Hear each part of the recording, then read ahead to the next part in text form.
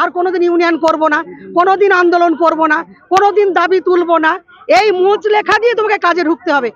আমরা বলেছি কাজ থেকে যদি সরকার বরখাস্ত করে দেয় তবুও আমরা কাজ ছেড়ে দেবো, সেই কর্মীরাই বলেছে, কিন্তু মুচ লেখা দেবো না। যে ভাগে ভাগে টাকা দেওয়ার ব্যাপার এটা বলেছিলেন বন্ধ করবেন, বুধবারে না গেলে টাকা কাটার যে প্রক্রিয়া সেটা বলেছিলেন বন্ধ করবেন। প্রতিটা বিষয়ই পূজ্য, মানে করছি এরকম। মাতৃত্বকালীন ছুটি ঘোষণা এবং কর্মরত অবস্থায় যে কর্মীরা মারা যাচ্ছে তাদের 5 লক্ষ টাকা, এই দুটি মানবিক যে গ্রাউন্ড ছিল এটা আমাদেরকে দাবি করতে হলো, এটাই হচ্ছে দুঃখের। এটা সরকারের এমনি করা উচিত ছিল, ফলে এটা আমাদের দাবির ফলেই হয়েছে। আর 1000 টাকা ভাতা বৃদ্ধি করেছে, আমরা চেয়েছিলাম 15,000 টাকা। আমাদের এই দাবির প্রতি অবিচার করা হলো, অন্যায় করা হলো, দাবির প্রতি সুবিচার করা হলো না। এবং আমরা মনে করছি 1000 টাকা বৃদ্ধি করা মানে কর্মীদেরকে অসম্মান করা, ছোট করা হলো। এবং এই যে বাজেট করা হয়েছে, আমরা মানে যেটা বুঝলাম আমাদের খুব সহজ বুদ্ধিতে যে ভোটের জন্যই তারা মানে এই বাজেট করেছে।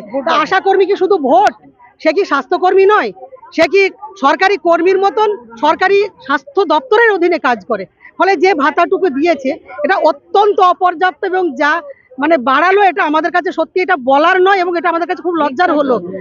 গত 19 তারিখে চন্দ্রিমা ভট্টাচার্য বলেছিলেন আমরা 5,250 টাকা দিই, আরো 2,000 টাকা দিই। এই যে আরো 2,000 টাকা দিয়ে, এটা অত্যন্ত মিথ্যা কথা। আর যদি সত্যি আরো কোথায় কোথায় 2,000 টাকা দেয় তাহলে সেই 2,000 টাকার পরিপূর্ণ হিসেব তাহলে কেন এরা চেপে দিচ্ছে, কেন দিচ্ছে না? এটা আমরা স্বাস্থ্য ভবনের কাছে এই প্রশ্ন আগের দিনও করেছি, আজকেও করব। এই 2,000 টাকা আমাদেরকে কিন্তু মানে একেবারে পরিষ্কার করে আমাদের সামনে তার অর্ডার দিতে হবে। আর আমাদের আরো দাবি হচ্ছে, আমরা মা এবং শিশুর কাজ করার জন্য নিয়োগ হয়েছি।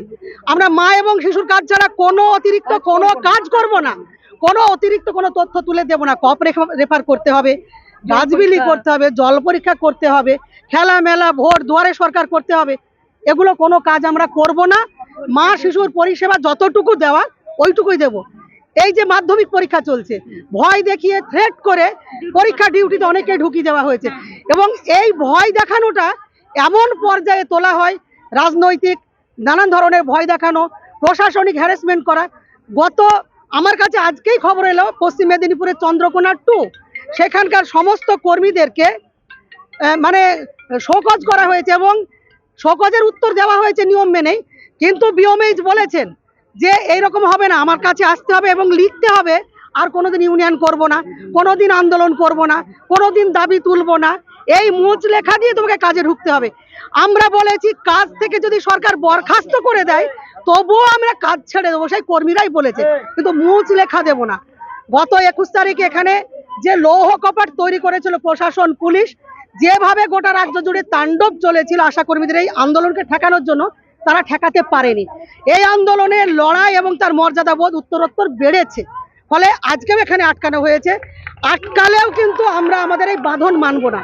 আমাদের যে দাবিগুলো আছে 11 দফা দাবি, সেটা নিয়ে আমরা স্বাস্থ্য সচিবকে গতকালকে মেল করেছিলাম, আমরা প্রশাসনকেও জানিয়ে আজকে এসেছি।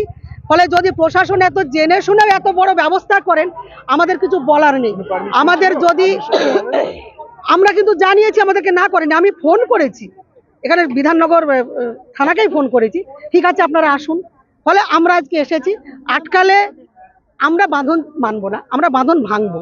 অর্ডার কপিগুলো অবশ্যই চাই, কারণ আমরা যখন সেন্টারে যাব বা আমরা যখন কাজে জয়েন করব তখন তো আমাদের কাছে চাইবে যে এই অর্ডার কপিগুলো, কারণ আমরা এই যে কাজগুলো করব সেটা তো আমাদের অর্ডার কপি অবশ্যই সেখানে জমা দিতে হবে।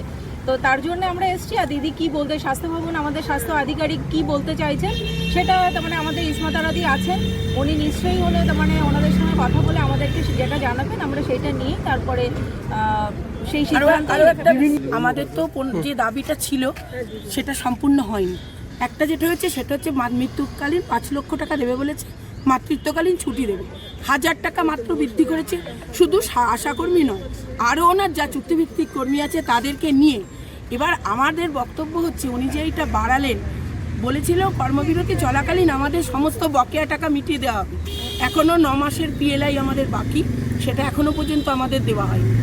আর আমাদের যে ছুটি চেয়েছিলাম, আমরা তো অনেকেই মাতৃত্ব মায়ের সেই ইয়েটা আমরা হারিয়েই ফেলেছি। আমাদের তো এখন মাতৃত্বকালীন ছুটি যাদের দরকার নেই তাদের যে সরকারি ছুটি তার কথা কিছুই ঘোষণা করা হয়নি, সেগুলো বলা হয়নি।